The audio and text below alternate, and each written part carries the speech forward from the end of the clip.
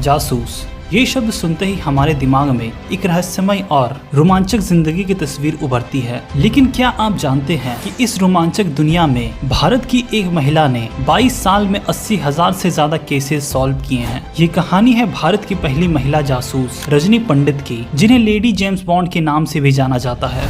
कौन सा सबसे खतरनाक केस आपने किया है कभी? एक लड़की घर से ना लापता हुई थी, 17 साल की थी। हम हर लोगों को शक की नजर से देखते हैं, तो फिर पता चला लड़की प्रेग्नेंट थी। और ये अंकल जो थे? अंकल थे 60-65।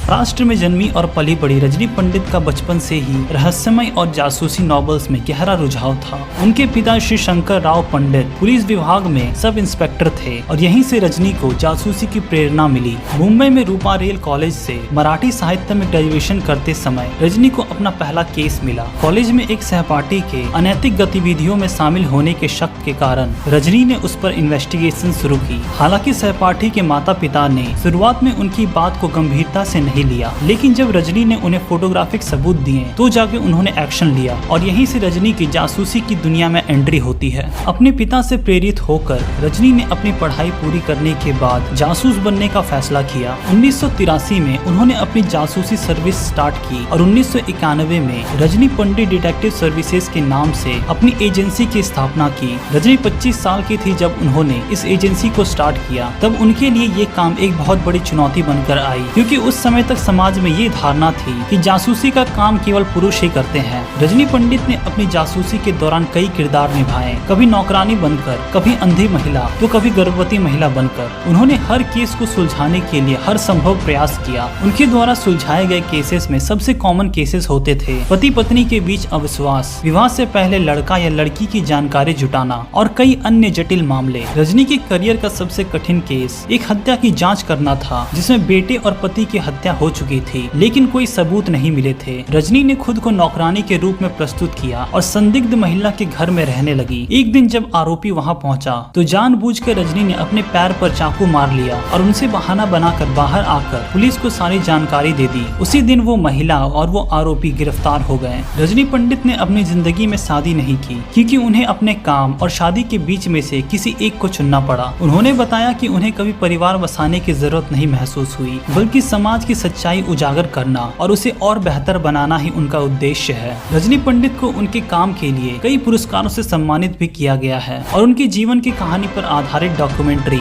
लेडी जेम्स बॉन्ड भी बनाई गई है। उनके द्वारा लिखी गई किताबें फेस बिहाइंड फेस और मायाजाल को भी लोगों ने काफी पसंद किया है। रजनी पंडित की कहानी न केवल उनके साहस और दृढ़ संकल्प की कहानी है, बल्कि वो उन महिलाओं के लिए भी प्रेरणा है जो समाज की बेड़ियों में अपने आप को जकड़ा हुआ महसूस करती है। रजनी ने ये साबित किया है कि अगर हमारे इरादे मजबूत हैं तो हम किसी भी चुनौती का आसानी से सामना कर सकते हैं। रजनी पंडित जैसी महिलाओं को सलाम, जिन्होंने समाज की धारणाओं को बदलकर ये साबित किया है कि महिलाएं भी किसी से कम नहीं हैं।